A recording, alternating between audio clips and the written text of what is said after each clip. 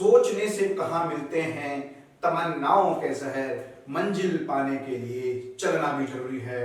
तो दोस्तों आज हम बात कर रहे हैं मंजिल, जो मंजिल है आपकी अभी उत्तराखंड में यूपीसीएल में जो है 72 पोस्टें आई हैं असिस्टेंट इंजीनियर की, जिसमें जो है इलेक्ट्रिकल के कैंडिडेट, मैकेनिकल के कैंडिडेट और इलेक्ट्रॉनिक्स ब्रांच के कैंडिडेट जो है अपेयर हो सकते हैं। अगर आपने बीटेक किया हुआ है उसकी स्ट्रेटेजी के बारे में हम लोग बात करने वाले हैं, हम लोग डिस्कस करने वाले हैं कैसे आप लोगों को उसकी तैयारी करनी है। तो दोस्तों आप सबका स्वागत है अनपढ़ चैनल में, और आज हम जो है इस पेपर के बारे में अच्छे से डिस्कशन करेंगे और अगले जो है 15 से 20 मिनट में आप लोगों को पता चलेगा कि आप लोगों को किस तरह की स्ट्रेटेजी फॉलो करनी है। तो आज जो है मेरे साथ स्पेशल गेस्ट हैं, मैं स्पेशल गेस्ट का परिचय कराता हूँ। सर प्लीज आपका अनपढ़ चैनल के इस प्लेटफॉर्म में सर आप जो है सर सचिन सर हैं। सचिन सर ने जो है बीटेक किया है 2013 में पन्नागर इंजीनियरिंग कॉलेज से, और उसके बाद सर ने एमटेक किया है रुड़की से। और सर ने अभी तक उत्तराखंड में जितने भी इंजीनियरिंग से रिलेटेड एग्जाम हुए हैं, जितने भी पीएसयू के एग्जाम आए हैं, सर का सिलेक्शन सब में हुआ है। सर का सिलेक्शन यूकेपीएससी ए में हुआ है, सर का सिलेक्शन जो है आपका यूजेवल में हुआ है, सर का सिलेक्शन जो है पिटकुल में हुआ है। तो सर जो है आप कैसे देखते हैं इस रिक्रूटमेंट के बारे में, आप जो है क्योंकि आपको अच्छा खासा अनुभव है, तो सर अगर आप ये अनुभव इस एग्जाम में देने वाले हैं, अपेयरिंग करने वाले हैं, बच्चों के दिमाग में बहुत सारा डाउट है कि इलेक्ट्रिकल आने वाला है, मैकेनिकल आने वाला है, क्या आने वाला है, तो सर प्लीज। सबसे पहले तो मैं बहुत बहुत बधाई देना चाहूँगा अपने सभी दोस्तों को, सभी एस्पिरेंट, सभी कैंडिडेट्स जो लोग टेक्निकल एग्जाम या स्पेशली इलेक्ट्रिकल और इलेक्ट्रॉनिक्स या फिर मैकेनिकल इंजीनियरिंग की प्रिपरेशन कर रहे हैं उन लोगों के लिए। दोस्तों यूपीसीएल में रिक्रूटमेंट आया है काफ़ी लंबे अंतराल के बाद, ऑलमोस्ट हम 2000, मैं जो पर्सनली बात करूँ तो 2012 से बीटेक पास आउट किया मैंने, और उसके बाद से शायद ये दूसरा रिक्रूटमेंट कह सकते हो। पहला रिक्रूटमेंट लेकिन जो था वो कैंसिल हो गया था, तो इनफॉर्मली आप कह सकते हो सेकंड रिक्रूटमेंट है, लेकिन अगर फॉर्मेलिटी के तौर पर बात करें, अगर लीगली बात करें तो फर्स्ट रिक्रूटमेंट है।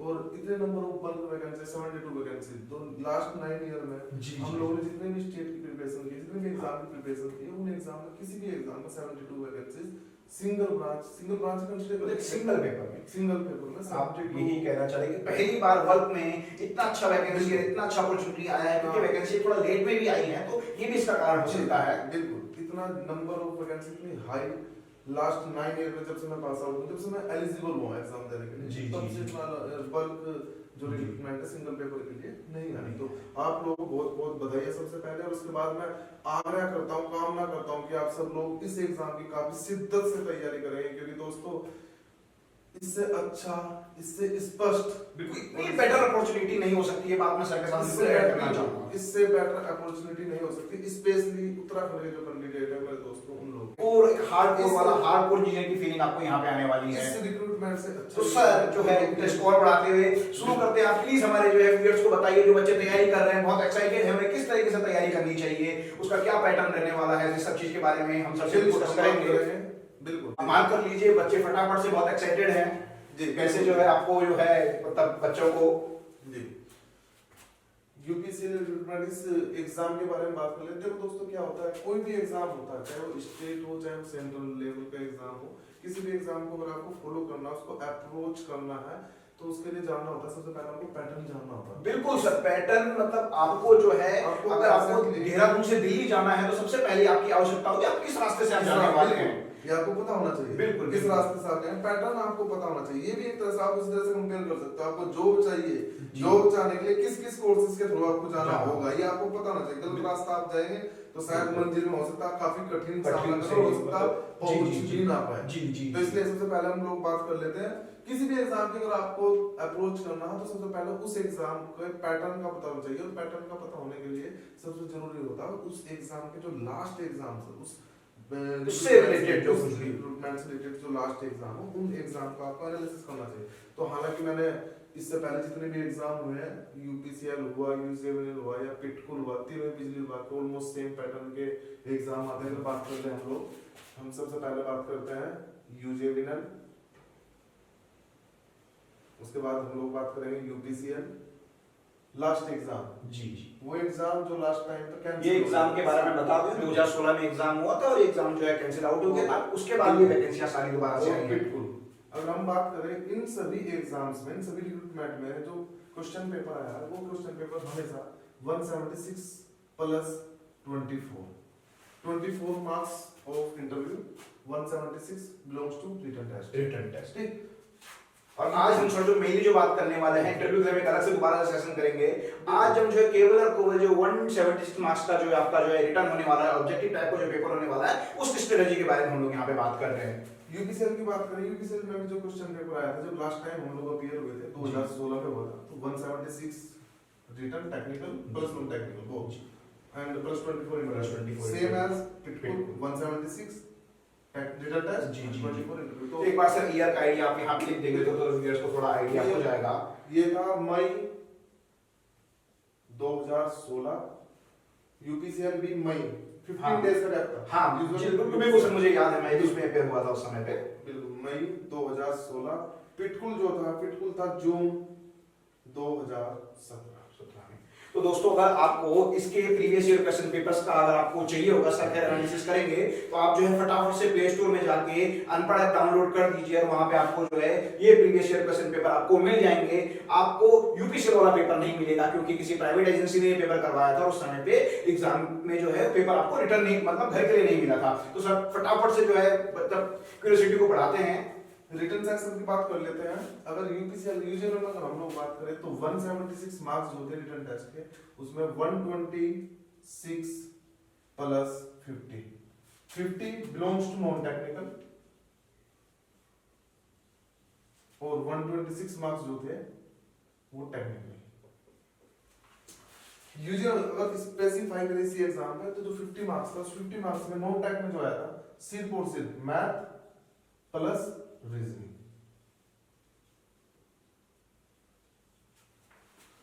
यूपीसीएल में हम लोग बात करें तो यूपीसीएल में आया था टेक्निकल वही 126 प्लस 50 टेक्निकल। नॉन टेक में जो आया था वो आया था GS plus math plus reasoning, general math. ठीक। पिटकुल की अगर हम लोग बात करें तो 126 प्लस 50, यहाँ पर भी 50 मार्क्स में जो आया था मेरा GS plus math plus reasoning और 126 मार्क्स बात करें तो टेक्निकल। दोस्तों 50 मार्क्स फिलहाल जो हम लोगों ने भी रिक्रूटमेंट एडवर्टाइजमेंट जो मैंने पढ़ा है उसमें लिखा हुआ है जीएस मैथ और रीजनिंग तीनों ही इंक्लूड किया तो है। यहाँ से एनालाइज करने को जो एक्सपेक्ट हम लोग कर रहे हैं वो कर रहे हैं 50 मार्क्स में जीएस मैथ रीजनिंग तीनों सब्जेक्ट। अगर सर मैं मतलब रेशियो की बात करूं 50 मार्क्स में से तो मुझे जो लगता है अराउंड जो है 15 मार्क्स का आपका जीएस हो जाएगा और जो है 35 मार्क्स के करीब जो है आपका जो है नॉन टेक आपका रीजनिंग मैथ्स और रीजनिंग आपका हो जाएगा। सर ऐसा जो है हम आइडिया लगा सकते हैं, इससे जो है हाँ मतलब थोड़ा बहुत ऊपर नीचे यहाँ पे चीजें हो सकती हैं। आप कह सकते हो जीएस में भी मैं दोस्तों को बताना चाहूंगा, अगर कहीं पे वन डे टेक्निकल एग्जाम की बात होती है तो वहाँ पे जितने भी जीएस के एग्जाम होते हैं, जीएस एग्जाम में मैक्सिमम 50 to 60% जो क्वेश्चंस आते हैं, ऑब्जेक्टिव क्वेश्चंस आते हैं, वो मेनली जो कवर करते हैं वो कवर करते हैं करंट अफेयर्स। बिल्कुल बिल्कुल सर, आप किसी भी एग्जाम को देख लेना जो वन डे एग्जाम होते हैं टेक्निकल, उसमें जो जीएस आता है, जीएस में मैक्सिमम 50 to 60% जो क्वेश्चन होते हैं लास्ट 5 to 6 मंथ अगर आप करंट अफेयर्स आप अपने माइंड में रख कर लेकर जाते हैं तो आप उसमें जो है सफलता पा लोगे। सर एक स्टूडेंट्स का ये भी डाउट है क्या जीएस पोर्शन में उत्तराखंड भी आने वाला है क्या, मतलब उनको उत्तराखंड भी पढ़ना है या जीएस पोर्शन उनको क्या पढ़ना है, तो आप उसको कैसे समझ करेंगे? देखो टेक्निकल स्टूडेंट है तो जाहिर सी बात है अगर लोग तैयारी कर रहे हैं तो टेक्निकल जो उनका कोर्सेज होगा उनका फोकस टेक्निकल कोर्सेज पे ज्यादा होता है। बिल्कुल बिल्कुल उनके पास इतना समय नहीं होता कि मैं नॉन टेक्निकल में जैसा प्रॉपर हिस्ट्री की बात करो, प्रॉपर ज्योग्राफी की बात करो, इस तरह से सिविक्स की बात करो, तो अगर इस तरह से आप बात करो तो प्रत्येक कोर्सेज को आप बहुत ज्यादा समय नहीं दे सकते। बिल्कुल सही बात सर आप कह रहे हैं कि मतलब आपको जो है लॉन्ग अप्रोच लेके समय पे नहीं चलना है। ये नहीं कि आप 15 मार्क्स के जीएस के लिए आप जो है पूरा का पूरा हिस्ट्री ज्योग्राफी अच्छे से पढ़ रहे हैं। हाँ अगर आपने पहले से पढ़ाई थी तो वेरी गुड, बट अगर आप स्पेशली इस पेपर के लिए सोच रहे हैं कि मैं 15 मार्क्स के जीएस के लिए मैं जो है हिस्ट्री पढ़ूं, ज्योग्राफी पढ़ूं और जो है अपना पूरा जो है जीएस का पोर्शन पढ़ूं, तो मुझे लगता है कि आपको ऐसा नहीं करना चाहिए, आपको सिर्फ टेक्निकल पोर्शन में ध्यान देना चाहिए। हम लोगों को दोस्त लोग या हमारे स्टूडेंट्स या एस्पिरेंट जो भी तैयारी कर रहे हैं उन लोगों की अप्रोच रखनी है एग्जाम क्रैक करने की। बिल्कुल एग्जाम क्रैक करना है, कौन सा कोर्स फिलहाल ज्यादा इफेक्टिव होगा पढ़ना, कौन सा नहीं होगा, उस चीज पर महत्व देना ज्यादा जरूरी है। आप लोग हिस्ट्री पढ़ोगे 2 महीना आपने हिस्ट्री पढ़ा, कंप्लीट टाइम दिया 2 महीने, जी जी 2 क्वेश्चन एग्जाम में आते हैं, तो वही सब मेरा कहने का मतलब यही है कि आपको आपको स्मॉल स्टडी जीएस पोर्शन में मतलब जीएस के पोर्शन के लिए आपको मतलब 15 मार्क्स में से लगभग 5 से 6 मार्क्स के क्वेश्चन तो ऐसे होते हैं जो मतलब अगर आप सिंपल ही आप जो है डेली न्यूज़पेपर या आपको सराउंडिंग्स के बारे में आपको पता है तो आप जो है यहाँ से क्वेश्चन आराम से कर सकते हैं। बाकी अगर मैथ्स और रीजनिंग की बात करें, क्योंकि ये पेपर जो है आप क्योंकि इक्विपमेंट जो निकाला है आपका जो है पन्नागर ने निकाला है, पन्नागर इस इक्विपमेंट को करा रहा है। अगर इससे पहले सेम इक्विपमेंट यूजे वेलर के लिए भी पन्नागर ने कराया था, तो उस समय पे जो मैथ्स और रीजनिंग के क्वेश्चन आए थे उनका लेवल काफी अच्छा था। सी सेट के पुराने जो क्वेश्चन थे, रिपीटेड क्वेश्चन वहां पर थे। तो यहाँ पर आपको ये विशेष ध्यान रखना है क्योंकि पन्नागर इसको करा रहा है और नॉन टेक पोर्शन की हम बात कर रहे हैं, तो मैथ्स और रीजनिंग जो है आपका काफी अच्छा खासा आने वाला है। मतलब आपको मैथ्स और रीजनिंग में काफी अच्छी खासी प्रैक्टिस करने की आवश्यकता है। तो सर अब टेक्निकल की तरफ बढ़ते हैं। बिल्कुल टेक्निकल में बात करें जो मैं 126 टेक्निकल जो रिटन एग्जाम आया था उस 126 में यूजुअल में क्या था, यहाँ पे 3 ब्रांच है मेनली। जी जी जी electrical plus electronics plus mechanical. अगर यहाँ पे बात करें यूजुअल में जो एग्जाम आया था, इलेक्ट्रिकल का सेपरेट एग्जाम आया था, इलेक्ट्रॉनिक्स का सेपरेट एग्जाम आया था और मैकेनिकल का सेपरेट एग्जाम आया था। तीनों ही ब्रांचों के लिए जो है यूजुअल में अलग अलग से ही अलग अलग पेपर आया था। 126 अगर इलेक्ट्रिकल का कोई स्टूडेंट है और इलेक्ट्रिकल का पेपर जो अटेम्प्ट कर रहा है तो उसे सिर्फ और सिर्फ इलेक्ट्रिकल फेस करना है। ओके 126 मार्क्स जो क्वेश्चन रहे थे उस समय पे वो पूरे के पूरे इलेक्ट्रिकल से ही थे। सिमिलरली ऐसा ही इलेक्ट्रॉनिक्स वालों के साथ हुआ था और सिमिलरली ऐसा ही मैकेनिकल वालों के साथ हुआ था। मगर हमारे लिए चिंता का जो विषय है वो ये है क्योंकि यूपीसीएल में जो रिक्रूटमेंट होना है, जो उसमें पेपर जो आने वाला है टेक्निकल का, वो तीनों ब्रांचों के लिए कॉमन आने वाला है। मींस इलेक्ट्रिकल वाला भी इसको अपेयर करेगा, इलेक्ट्रॉनिक्स वाला भी इसको अपेयर करेगा और मैकेनिकल वाला भी इसको यहाँ अपेयर पर करेगा। क्या है जो फिलहाल रिक्रूटमेंट है, इस रिक्रूटमेंट में जो एग्जाम होना है उस एग्जाम में तीनों ब्रांच के जो स्टूडेंट है उन स्टूडेंट के लिए कॉमन पेपर होगा। बिल्कुल कॉमन पेपर। अगर मैं इलेक्ट्रिकल का स्टूडेंट हूं तो मुझे इलेक्ट्रॉनिक्स भी फेस करनी है और मुझे मैकेनिकल भी फेस करनी है। अगर आप मैकेनिकल के स्टूडेंट हो तो आपको इलेक्ट्रिकल प्लस इलेक्ट्रॉनिक्स प्लस अपना कोर्स मैकेनिकल तीनों फेस करना है। तो यहाँ पे अपना ही कोर्स नहीं, अपना ही कोर्स स्टडी नहीं करना, आपको साथ साथ में दूसरा जो कोर्स है उसको भी एक अप्रोच रखनी है। बिल्कुल बिल्कुल मतलब यहाँ पे आप एक इलेक्ट्रॉनिक्स इंजीनियर हैं तो आपको इलेक्ट्रिकल और मैकेनिकल भी आपको आना चाहिए। ये आपकी यूपीसीएल में असिस्टेंट इंजीनियर बनने के लिए रिक्वायरमेंट है। इसी को देखते हुए, इसी के मद्देनजर हम लोग बात कर लेते हैं लास्ट टाइम जो यूपीसीएल का एग्जाम हुआ था। जी जी 176 written exam, 50 technical sorry 50 non technical और 126 टेक्निकल। इसका भी पैटर्न सेम पैटर्न था। ये पैटर्न में जो था मैं आपको बता देता हूँ। पहली तो बात है इस एग्जाम का जो पेपर था, पेपर सेट था, वो आपको बाहर ले जाना अलाउ नहीं था। तो वो पेपर आपको लिखित जानकारी नहीं है, वो हम मेमोरी बेस पे जो जानकारी आपको दे रहे हैं मेमोरी बेस पे जो है। इस एग्जाम में 25 क्वेश्चन जो थे 126 में से 25 क्वेश्चन जो थे वे मैकेनिकल से थे। ठीक है, बाकी rest of the question 101 question जो है इलेक्ट्रिकल और इलेक्ट्रॉनिक्स से रिलेटेड थे। बिल्कुल मींस अगर आप देखें यूपीसीएल का उस समय का तो उस समय पे 126 मार्क्स में से मैकेनिकल कोर मैकेनिकल ब्रांच के केवल 25 क्वेश्चन थे और अदर ब्रांच के जो है इलेक्ट्रिकल और इलेक्ट्रॉनिक्स के 101 क्वेश्चन वहां पर थे। पर मतलब थोड़ा एनालिसिस करते हुए हम लोग बात करते हैं यूपीसीएल में जो एग्जाम था चाहे वो टेक्निकल हो चाहे नॉन टेक्निकल हो, अदर टू एग्जाम्स की तुलना काफी इजी था। हाँ उस समय का पेपर जो है काफी ये था। मतलब आप सिंपल जो है रेजिस्टेंस दो रेजिस्टेंस सीरीज में दे दिया, उसका इक्विवेलेंट पूछ लिया था, कैपेसिटर पैरेलल में कनेक्टेड उसका इक्विवेलेंट पूछ लिया था। इस तरीके के क्वेश्चंस वहां पर थे। मतलब हम लोग इलेक्ट्रिकल ब्रांच को बिलोंग करते हैं लेकिन फिर भी कुछ क्वेश्चन हम मैकेनिकल के अटेम्प्ट कर पा रहे हैं। सेम कुछ बच्चे मैकेनिकल के जो थे, जो लोग मैकेनिकल के एस्पिरेंट्स थे, वे भी इलेक्ट्रिकल या इलेक्ट्रॉनिक्स से कुछ क्वेश्चन अटेम्प्ट कर पा रहे हैं। हाँ बिल्कुल ये पेपर के बारे में सर जो मतलब मेरा भी जो अपना ओवरव्यू इस बारे में मैं बताऊंगा आपने जी जी जी मेरा जो ये रहा कि इसमें जो है बेसिक इलेक्ट्रिकल, बेसिक इलेक्ट्रॉनिक्स और बेसिक मैकेनिकल, ये तीनों का पेज जो है 2016 में जो पेपर यूपीसीएल को हुआ था उसमें मेनली फोकस हुआ था। मगर जो मुझे लगता है सर क्योंकि उस टाइम पे जो है एबीसी कंसल्टिंग एजेंसी है दिल्ली की, उसने पेपर कराया था प्राइवेट एजेंसी ने। उस समय पे उनके पेपर सेटर कौन रहेंगे हमें नहीं पता, क्योंकि इस समय पे जो इस एग्जाम को जो है आपका पंतनगर यूनिवर्सिटी करा रहा है, तो जाहिर सी बात है प्रोफेसर लोग पेपर बनाने वाले हैं। और जो मुझे लगता है सर कि इस समय पे वो बेसिक लेवल नहीं आने वाला है, काफी अच्छा खासा लेवल आने वाला है, ऐसा मेरा पूर्वानुमान है। मुझे भी ऐसा लगता है क्योंकि अगर लास्ट एग्जाम की हम बात करें, पंतनगर ने जो ए का पेपर कंडक्ट कराया था उसका लेवल काफी टफ लेवल जो बात करते हैं, काफी अच्छे क्वेश्चंस थे। बिल्कुल बिल्कुल यूजुअल की पेपर की अगर बात करें लॉजिकल क्वेश्चंस और काफी मतलब आपको मेहनत करनी पड़ेगी उस तरह के क्वेश्चन। बिल्कुल बिल्कुल, कहीं गेट से कितने सारे क्वेश्चन वहां पे दिख जाते, गेट के previous year question paper 2 marks का गेट का क्वेश्चन जो है यहाँ पे आपको दिख जा रहा था। बिल्कुल। बाकी पिटकुल की बात कर लेते हैं, पिटकुल का पेपर ठीक था। हाँ, पिटकुल और इस यूपीसीएल में सेम बात, वो जो बात जो है बिल्कुल यार, थोड़ा सा फ्रेंड्स में बता देता हूँ आपको। पिटकुल में जो मैकेनिकल कोर्स आया था पंचायत, हाँ नहीं, पिटकुल के लिए सबसे पहली बात की जो पिटकुल का जो पेपर हुआ था वो भी सेम कॉमन पेपर हुआ था जैसा आपका जो है आपका यूपीसीएल के अब होने वाला है। इलेक्ट्रिकल, इलेक्ट्रॉनिक्स और मैकेनिकल तीनों ही कैंडिडेट जो है सेम पेपर दिया था, मतलब जैसा पैटर्न जैसा एग्जाम जो है अगला होने वाला है। और पिटकुल में जो एग्जाम आया था उस एग्जाम में ऑलमोस्ट 40 मार्क्स के अराउंड जो था मैकेनिकल आया था।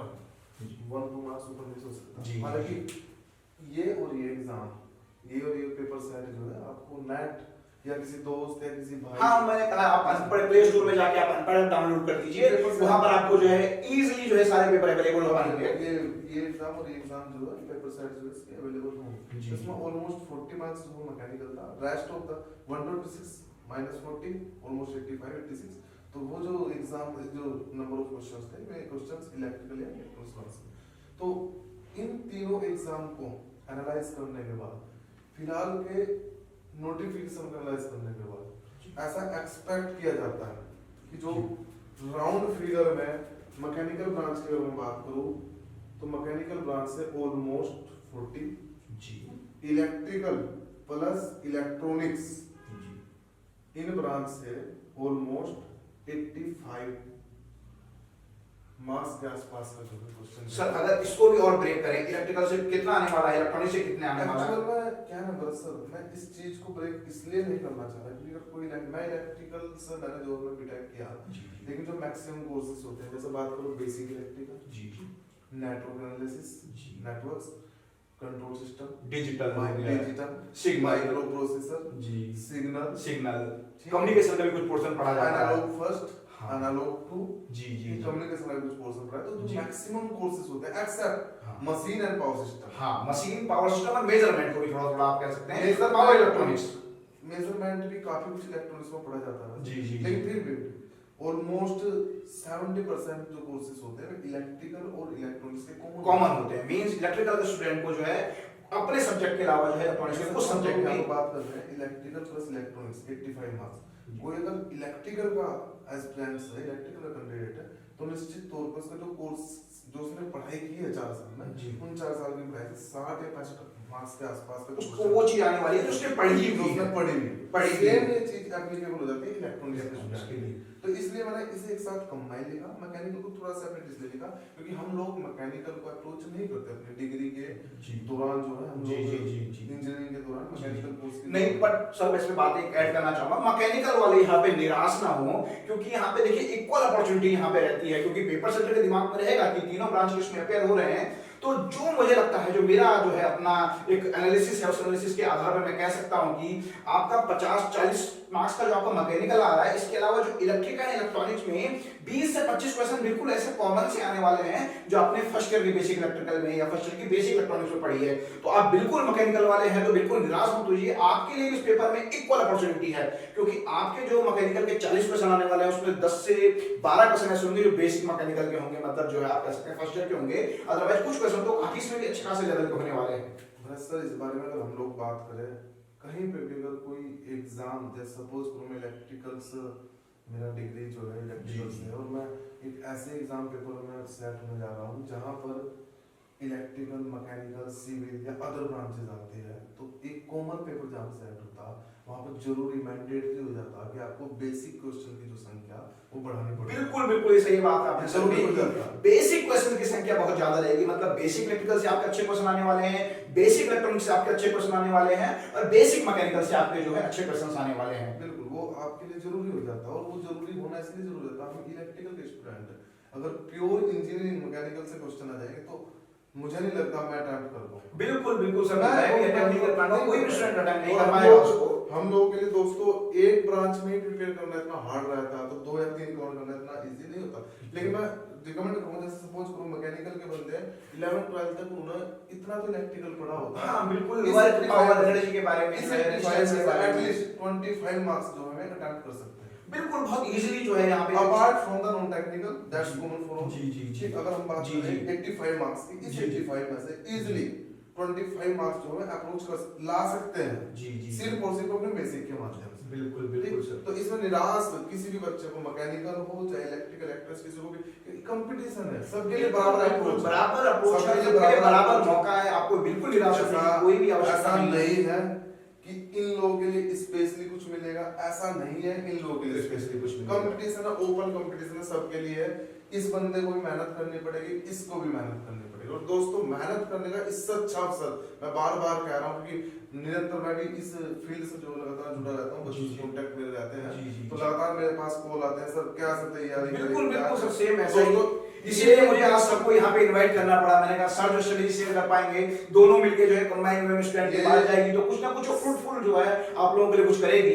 इससे सुनहरा अवसर आपकी लाइफ में दोबारा नहीं मिलेगा, स्पेशली उत्तराखंड के दोस्तों। तो मैं बार बार आगाह कर रहा हूँ, इससे अच्छा मौका नहीं मिल सकता अपनी लाइफ में, क्योंकि आज का वर्तमान समय में वर्तमान जो स्थिति है, हाँ, जिस तरीके से प्राइवेटाइजेशन की तरफ बढ़ रही हैं चीजें, एनर्जी सेक्टर कितने सारे पीएसयू प्राइवेटाइज हो गए हैं, तो उस समय पे अगर इस तरीके के ह्यूज रिक्रूटमेंट है तो अपने आप में एक उम्मीद जगाता है, एक आस जगाता है। तो दोस्तों जो है आपको आज से ही तैयारी शुरू कर देनी चाहिए।